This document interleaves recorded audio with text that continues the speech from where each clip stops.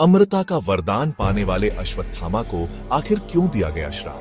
क्या ऐसा भी हो सकता है कि अमृता भी एक भयानक सजा बन जाए?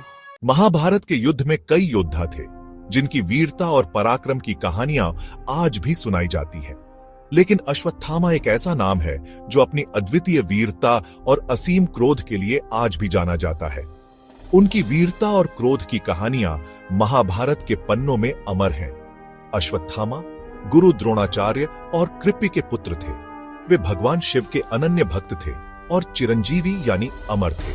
उनकी भक्ति और तपस्या ने उन्हें अद्वितीय शक्तियां प्रदान की। उन्हें अमरता का वरदान भगवान शिव से मिला था, जो उन्हें युद्ध में अजय बनाता था। लेकिन उनकी यही अमरता उनके लिए श्राप बन गई। अमरता का वरदान उनके जीवन में एक अभिशाप की तरह साबित हुआ। कुरुक्षेत्र युद्ध के दौरान जब अश्वत्थामा ने सुना कि उनके पिता द्रोणाचार्य को छल से मारा गया है, उनका क्रोध बेकाबू हो गया। उनके भीतर का योद्धा जाग उठा और उन्होंने प्रतिशोध की आग में जलते हुए एक भयंकर प्रतिज्ञा ली। उन्होंने प्रतिज्ञा की कि वे पांडवों का वंश खत्म कर देंगे। उनका क्रोध और प्रतिशोध की भावना इतनी प्रबल थी कि उन्होंने किसी भी हद तक जाने का निर्णय कर लिया।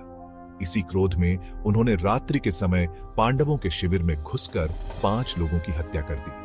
यह हमला इतना अचानक और भयंकर था कि कोई भी उसे रोक नहीं सका। लेकिन जब सुबह हुई तो सच्चाई सामने आई कि वे 5 पांडव नहीं बल्कि द्रौपदी के 5 पुत्र वो पांडव थे। यह जानकर अश्वत्थामा को गहरा धक्का लगा और उनके क्रोध का परिणाम एक भयंकर त्रासदी में बदल गया। द्रौपदी की करुणा और पांडवों के आग्रह पर भगवान कृष्ण ने अश्वत्थामा को जीवन दान दिया। लेकिन यह जीवन दान बिना किसी शर्त के नहीं था। अश्वत्थामा का पाप इतना बड़ा था कि उन्हें सजा भी मिली। उन्होंने पांडवों के पुत्रों की हत्या की थी, जो एक अक्षम्य अपराध था। भगवान कृष्ण ने अश्वत्थामा को श्राप दिया कि वे हजारों वर्षों तक पृथ्वी पर भटकेंगे और उन्हें कभी शांति नहीं मिलेगी। उनके माथे पर जो मणि थी वह छीन ली गई, जिससे उन्हें अमृता का एहसास होता था। इस मणि के बिना अश्वत्थामा को हर दिन दर्द और पीड़ा का सामना करना पड़ेगा। कृष्ण ने कहा कि अश्वत्थामा को हर दिन घाव और दर्द झेलना पड़ेगा और कोई भी उन्हें शरण नहीं देगा। वे हमेशा अकेले और पीड़ित रहेंगे।